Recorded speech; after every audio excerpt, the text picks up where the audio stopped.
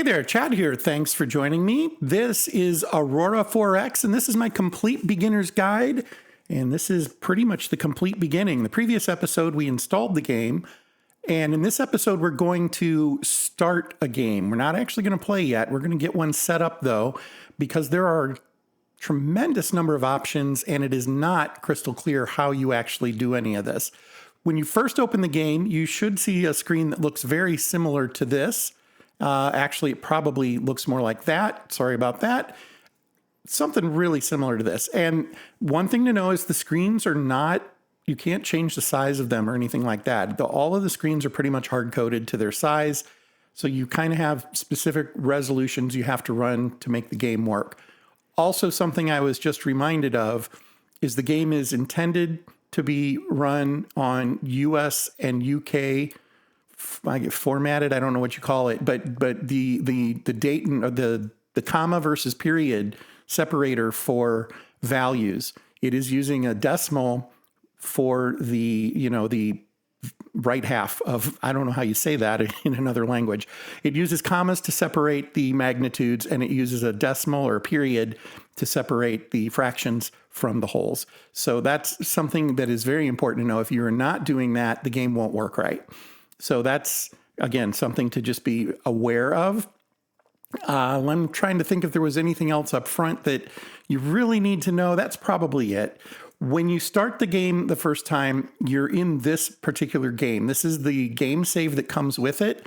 And it's called something like, well, here, we'll know in a second. It's called Example 270 Game. If you click the gear, that's your settings button. This sets up the game for you. And we have you only will have this game.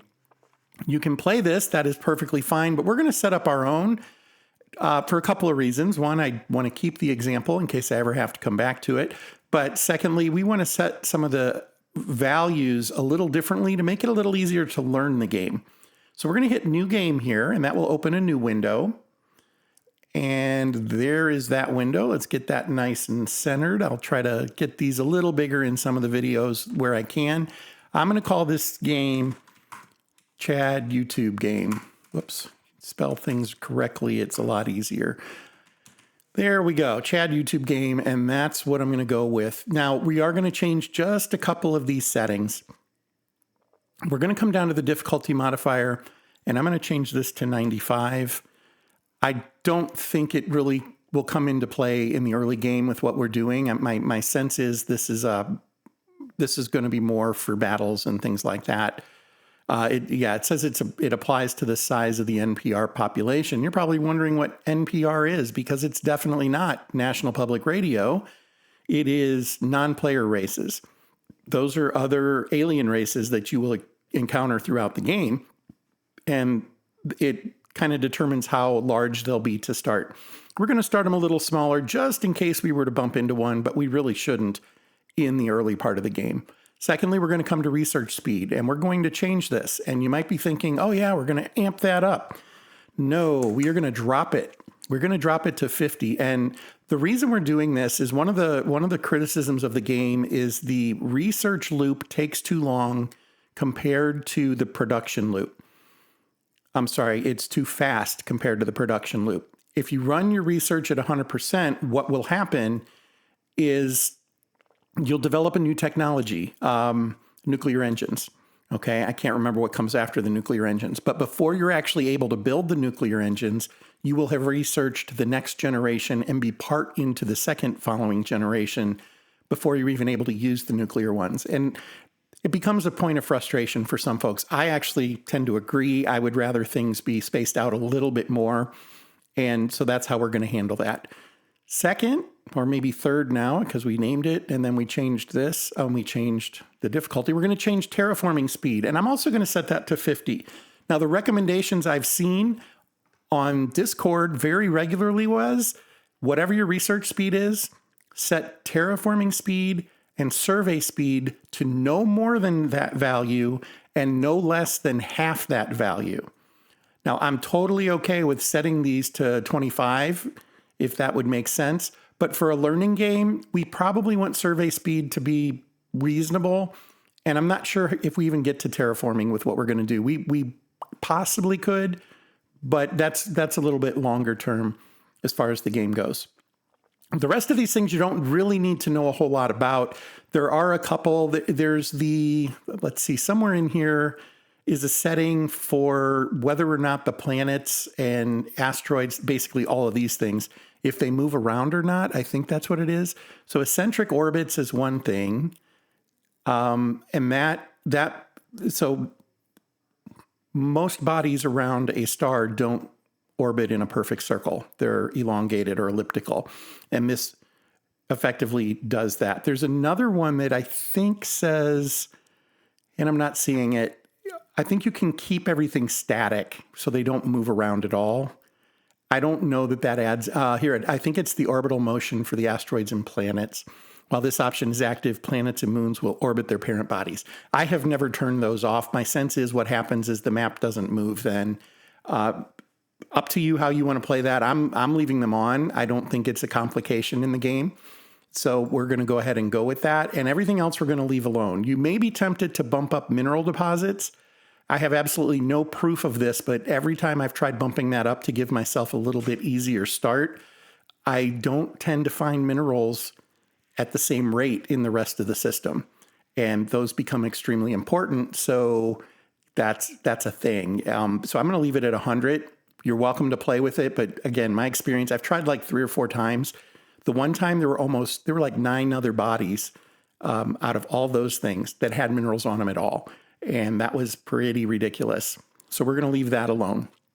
Now we're going to hit create game. And you might be saying, is that all there is? Well, no.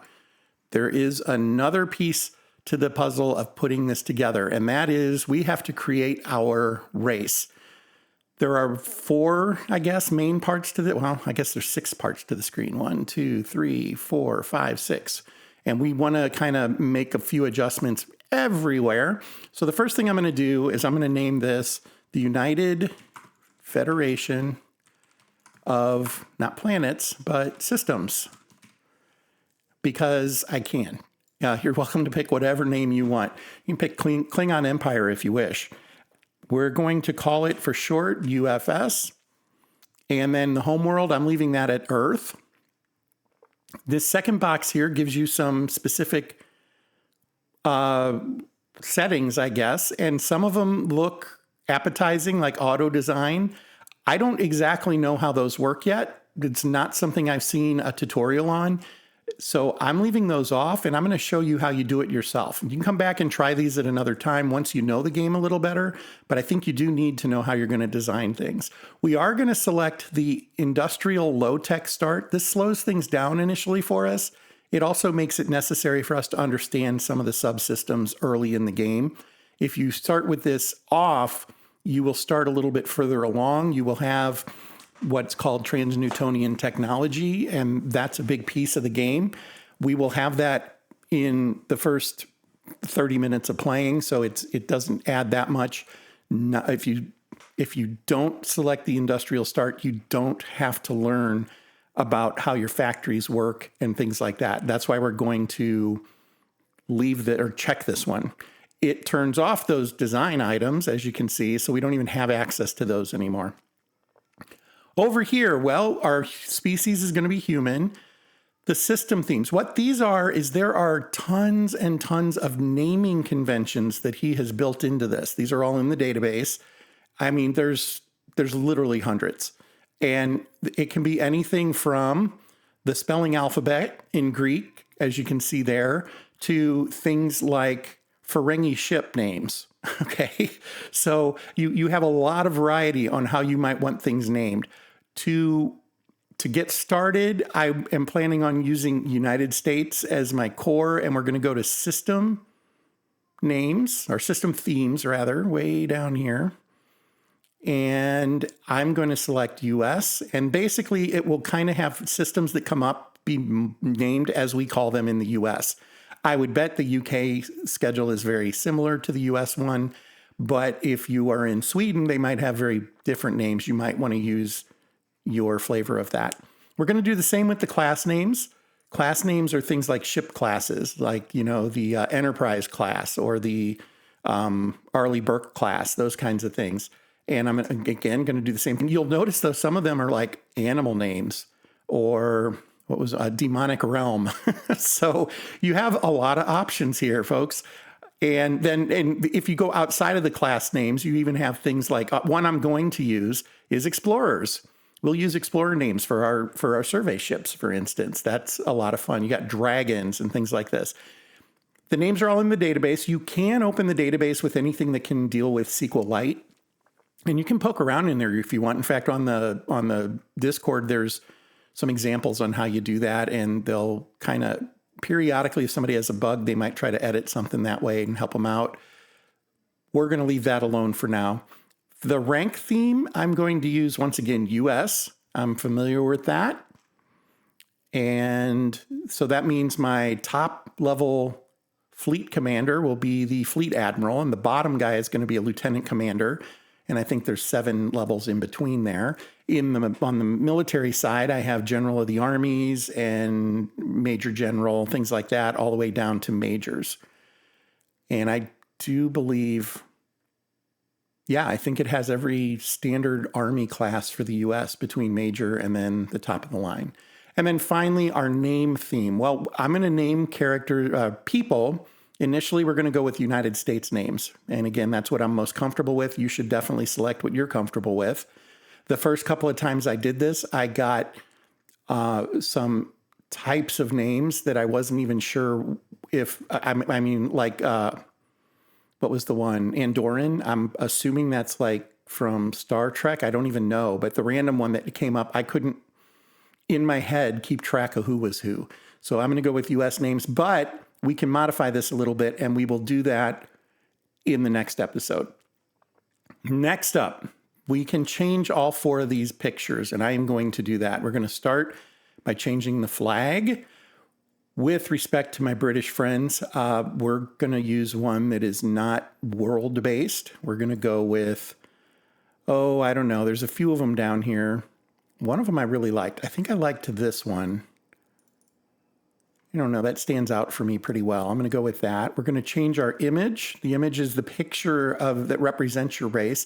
These aren't like huge factors in the game. They show up in 1 or 2 places. It's not a big deal. You can pick whatever you want, really. I'm going to go with this guy because he reminds me of an RPG kind of character. Yeah, there you go. I think that's a lion on it's probably Traveler based. He's got a lion on his shirt. Incidentally, the images, the ones that aren't things like, national flags and things like that, generally are just coming from stock pics on the internet. And you can sub yours in. It's pretty easy to figure that out in the directory structure. It's literally the ships or the bases or, et cetera. So there you have it. Don't hesitate to toss in whatever you like. We're going to change the station. I like this one. Just feels like a station to me. And I'm going to move away from the Star Wars theme. Sorry, folks. I'm going to go with something that looks more like what I think one of my ships would look like. And that's more like this guy, I think. Actually, that's a whole series of videos. We could have a debate on that. But we're going to move on for now. Finally, let's get to the rest of these particular settings here. Most of this is just fine. Recently, I heard, though, that the population growth modifier, now I'm confused. I'm sorry, it is. Population growth modifier is something you should consider lowering. And what I saw was the person who was doing that said to lower it to 0.5 because it kind of impacts how quickly the aliens respond in their population growth. So if you slow it down, it helps you, particularly as a first-time player. It should help with that as you get further into the game and you start to experience that. We won't get far enough for this to make a big difference.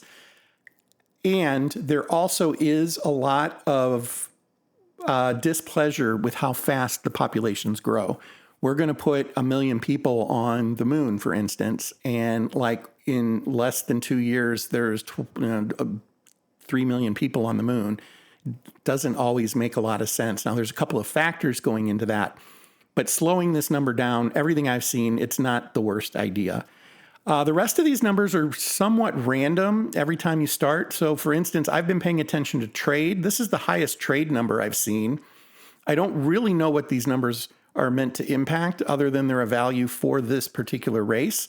And what I've normally seen here is something between 43 and 63. So 74 is a little bit outside of that range of what I've seen.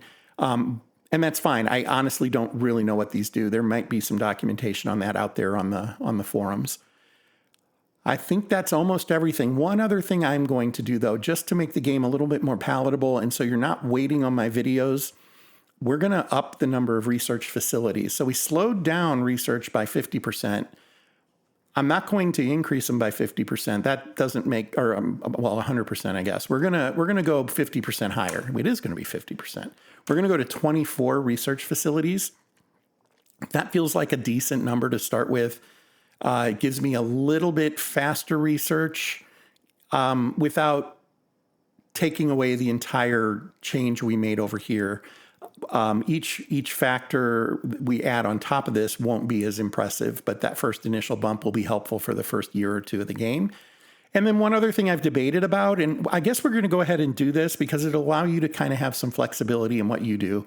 I'm going to change the number of conventional industry from 1,600 to 1,800. It's a really small change. What that will do is give us 200 additional factories to work with at the beginning of the game.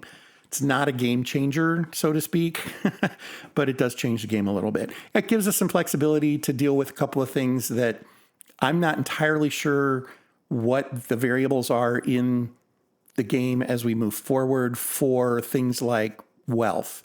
I've run into one game where I ran out of money, and I don't know what the long-term impact of that is. So if you bump this up a little, it should help with that. We'll take a couple of pieces of information and introduce those to make that a little more clear in the future. But you don't want to run out of money. You don't want to run out of particular resources, things like that. You could probably, instead of adding here, you could maybe add, by the way, these all zeroed out when we turned on the low tech. I'm not going to click it again, but these all had numbers in them until we hit that. They go to 0 because basically we have to start pre-space age, kind of. It's pre-significant travel amongst the bodies in the solar system, however you want to look at that. They call it conventional, and then we're going to research trans-Newtonian technology. And then that is the game changer, and these will start to convert into these things down here.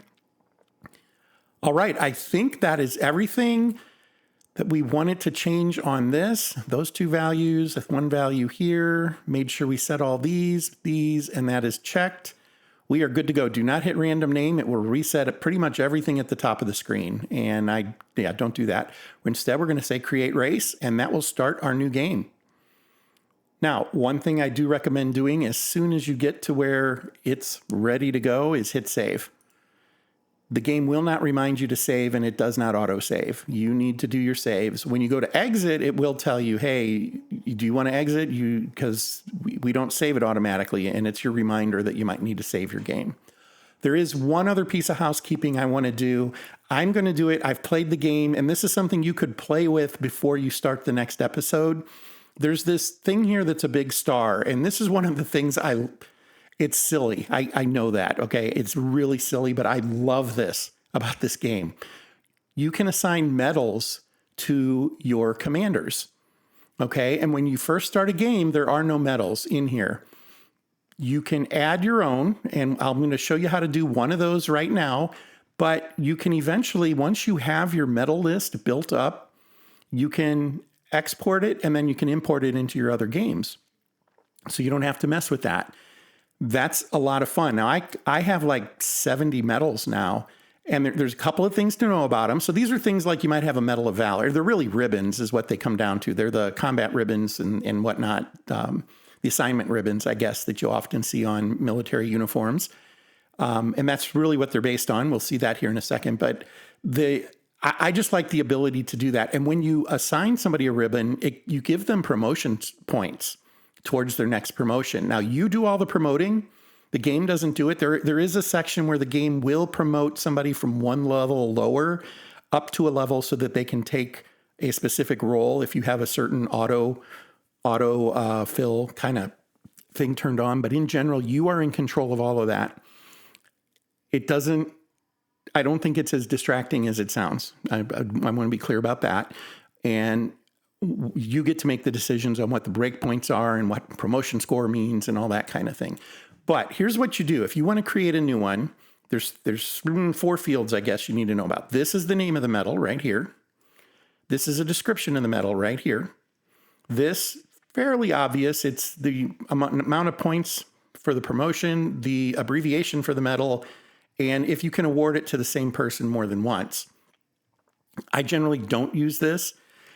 And we'll not worry about that right now. And then over here, we have the conditions that the conditions under which the medal can be auto-assigned by the computer. Now, early game, none of these apply really, because we're not going to be facing the enemy and we're not discovering new planets and we're not salvaging, destroyed ships or anything. But there are a couple in here that are pretty good. Right here, completed research project. This one is awarded to scientists when they complete a research project. One research project, you get a ribbon, you get an award. Awesome. The other one is 5 research projects. So your scientists will research, and when they have completed their 5th project, they'll get that ribbon. Those are the first 2 I did because they're really the only ones that apply early game, and that's where I started. So let's go ahead and make one for one of those. We'll go with the completed research award. So what I think I called mine was scientific contribution award. And then I said, I like to make these things look official. Some people would just put Bob. You're totally okay if you just put Bob. For what I'm going to say, for contributions in science to the Federation. Yay, that sounds really official, doesn't it? That came off of somebody's desk. Now, technically, scientists don't need promotion points. These are more for the military officers, but you can award it to them. You could use it for some other reason if you wanted to. You could award it to a general because, I don't know, he discovered a new species or something like that. And then I'm going to give it an abbreviation, the SCA. Not going to be awardable multiple times. And then I need to say, there is another piece to this I forgot. There's the image. There's currently no image in there. We're going to go select image. And the game includes all of these ribbons for you. Now it tells you, okay, so first of all, 001 through 025, I created those. Those I made myself. Those are not in your game. What is in your game are the ones that are kind of spelled out and what they are. And you'll see Air Force Combat Action Ribbon, Air Force Commendation Ribbon, Air Force Cross Ribbon. Now, a lot of these don't apply. There's different nationalities of them and things like that. There's Coast Guard ribbons. There's, Kuwaiti Liberation ribbons, things like that. Obviously, in this game, Kuwaiti Liberation ribbon would mean nothing. So why don't we use that one? We're going to pick that one as our scientific contribution award. You can make your own if you choose. They are just, I think these are PNG files in the directory. We can actually go look at that real quick. It opens it for you. It's under Aurora medals. You have station icons, ship icons, the races, the medals, and the flags. And that's what we're looking at there. So we'll pull that one in. That'll be our medal. And now what we want to do is say save new. I know we're not quite done yet, but that says hostile ship. Don't worry about that just yet. We're going to say save new. Then we're going to click on it and we're going to come down to condition and we're going to find that complete research project and we're going to say add condition. Now I don't think we have to save it again. Let me double check that. Close it out. We come back in. There it is. And it has that attached to it. Now there's a second tab here, medal conditions. This shows you all those conditions. And if we scroll down, what we will see is for completed research project, it has the scientific contribution award. So when someone completes a research project, they will be awarded that medal. We'll learn more about that in the next episode, and we'll set some more of that up. What I'm going to do for now, though, I have a nice list of these. You're welcome to build yours out. I'm going to delete this medal just by hitting there and saying delete medal, and it'll ask me, are you sure? And then I'm going to import my medal list. And it says you can do it as a CSV file. It is a CSV file. You can edit it with Excel. You need to save it as text with comma separation. But ultimately, it is right here in there and in this file here, ACS Metals. And we're going to load that in. And as you can see, I have a whole lot of them set up so far. Not all of them, but a lot of them. And not all of them are directly related to, it's not showing any of them there, is it? Not all of them are related directly to these conditions. There we go. That's more like it. Sometimes you have to close the screen and reload to get it to recapture the updated data. So I have, for instance, I have my 10, 20, and 30 years of service awards. You will want to set those up. Some of your service members have already been in for 20 years. And as soon as they hit the first cycle of their anniversary, it will give them the appropriate awards. Okay, one last thing then. We're going to want to turn on events on this screen. And clicking that gives you a list of events on this screen as they happen. But we'll talk more about that in the next episode. I do want to thank you for joining me. In the next one, we will learn how to set up our opening setup. We'll set our industry, we will set our research, and get a little bit better understanding of how those interact. Thank you for your time, and I hope you'll hang around for the next. Until then, fair travels.